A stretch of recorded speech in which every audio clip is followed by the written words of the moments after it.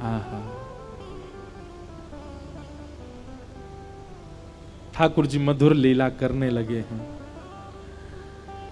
अब मैया उंगली पकड़ करके चलना सिखाती है, ठाकुर जी धीमे धीमे चरणों से चलते हैं।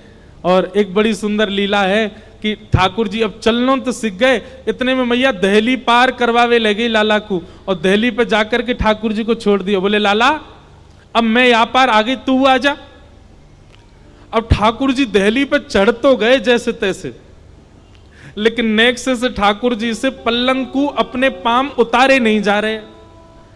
ठाकुर जी जैसे दहली से लटकने लगे, सो इतनी गहरी है नीचे कि ठाकुर जी वहीं पर लद गए, लटक गए और जोर जोर से रोने लगे। यशोदा मैया बोली कहां भयो? बोले मैया जे दहली मोए मार रही है, मोए पार ना कर रही। इतने में ही नारद जी कहते हैं, बोले वाह, कहां वामन बनकर के बलि के यहां जाते हैं और 3 पग जमीन वरदान लेने के बहाने 2 पग से तीनों लोग नाप लेते हैं, और यहां इनसे यशोदा जी की दहली नहीं लागी जा रही है। श्रुतिम अपरे स्मृतिम अपरे भजन्तु भवभीता नीतिम अपरे अहम तु नंदम वृंदे यस्या लिंदे ब्रह्मवसिता। मैंने श्रुतियों में भगवान को खोजा, स्मृतियों में खोजा, ठाकुर जी मुझे कहीं नहीं मिले। तभी नारद जी कहते हैं अरे मिल गए मिल गए मिल गए, ठाकुर जी मिल गए। किसी ने पूछा कहां मिले? बोले नंद भवन की दहली पे लटके हुए मिले, वहां बैठे हैं ठाकुर जी।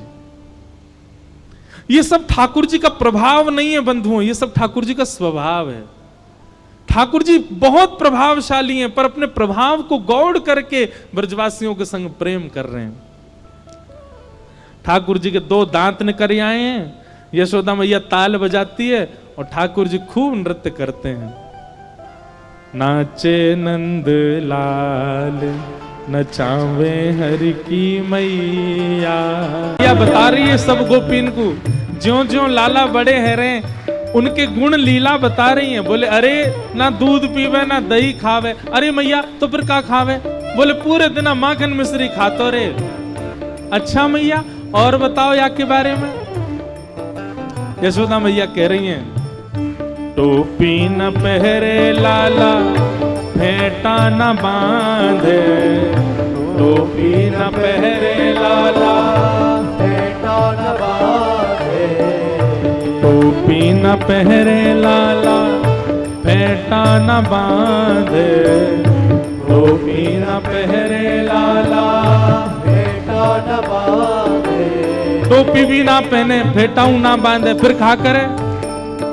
ओ मोर मुकुट को है बड़ो रे पहरैया, मोर मुकुट को है बड़ो रे पहरैया। में कर के रूप में, टैक्स के रूप में ठाकुर जी ने मन में विचार कियो, कंस जैसो अयोग्य प्राणी इन ब्रजवासीन के द्वारा निकारे गए गौरस को अपने पास रखेगो। हम ऐसा कुछ करेंगे कि जान ही नहीं देंगे गौरस को, और इसलिए ठाकुर जी ने चोरी करना प्रारंभ किया। मधुर लीला ठाकुर जी की हैन लगी, घर घर जाके चोरी करने लगे। एक दिन यशोदा मैया, यही मास चल रहा है दामोदर मास, जिसको हम कार्तिक मास कहते हैं, इसी मास की घटना है। इसका नाम दामोदर मास क्यों पड़ा? अब वही कथा, ये दामोदर लीला है, ध्यान से सुनो। ठाकुर जी आज सुबह सुबह उठे, 3.5 वर्ष के हैं। कितने बड़े? 3.5 वर्ष के। ठाकुर जी उठे, पलना से जैसे ही उठे, जोड़ते अपनी आंख मीड़ी, सोई जगन्नाथ भगवान की तरह पूरा काजर फैल गो ठाकुर जी को। घुंघराले केश नेक बिखर रहे हैं, मोर पिछ अपने कंठ में धारण कर रखा है, अपने शीश पर धारण कर रखा है। सुबह उठते ही बालक को कोई नहीं चाहिए, अपनी मैया चाहिए। ठाकुर जी को सबने गोद दी कि हमारे पास आ जा। नहीं, मैया कहाँ है? मैया पास जाऊंगो, मैया पास जाऊंगो। यशोदा मैया दही बिलो रही है, और इतने में ठाकुर, कितनी सुंदर लीला है देखो।